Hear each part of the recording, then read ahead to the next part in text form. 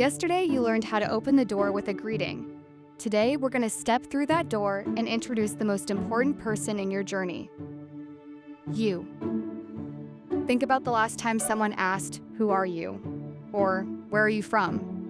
Did you hesitate? Did you feel a little bit of tension in your chest? That's completely normal. Personal identity is the core of every relationship we build.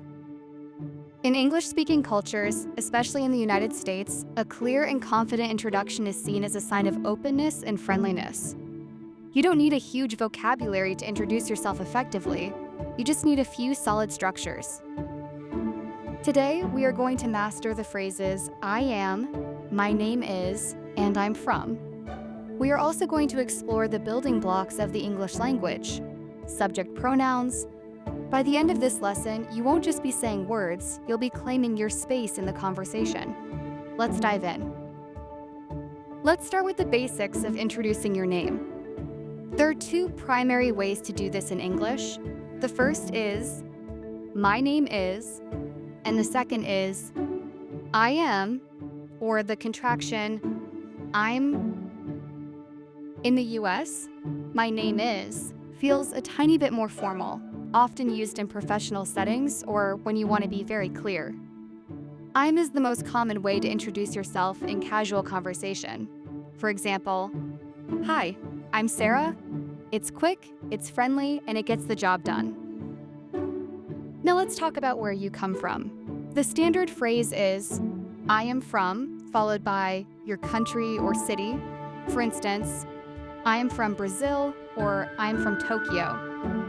If you want to sound more natural, you can use the contraction, "I'm from." Notice how that M sound slides right into the word from. I'm from. To make these sentences work, we need to understand subject pronouns. These are the words we use to identify who we are talking about. In English, we have referring to yourself, you referring to the person you are talking to, he referring to a male, she referring to a female, it referring to an object or an animal, we referring to yourself and others, they referring to a group of people. In English, we almost always pair these pronouns with the verb to be. I am, you are, he, she, or it is, we are, they are. One distinct feature of American English is our love for contractions.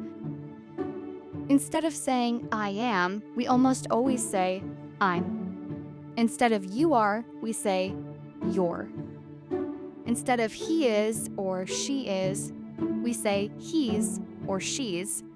Using these contractions is one of the fastest ways to stop sounding like a robot and start sounding like a fluent speaker. Today, we will focus on these identity words to help you describe yourself and others accurately. It's time to put these concepts into your voice. Remember, don't just think the words, speak them out loud.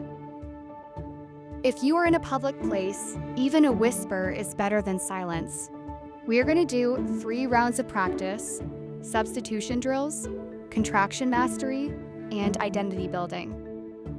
Round 1, the identity drill. I will give you a name, and I want you to introduce yourself using "I am."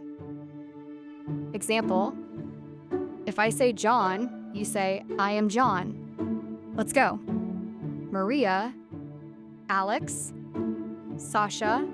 Great, now let's do the same with "My name is," David, Elena, Lucas. Round 2, pronouns and to be. Now let's practice those pronouns with the verb is and are. I'll give you the pronoun, and you finish the sentence with "from New York."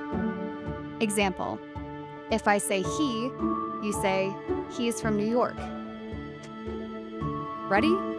She, they, we, you, it. Round 3, contraction action. This is the most important part for sounding natural. Ready? She, they, we, you, it.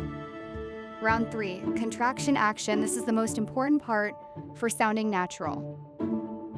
Ready? She, they, we, you, it. Round 3, contraction action. This is the most important part for sounding natural. We're going to take those same sentences and shorten them. Listen to the difference. I am from versus I'm from. Repeat after me.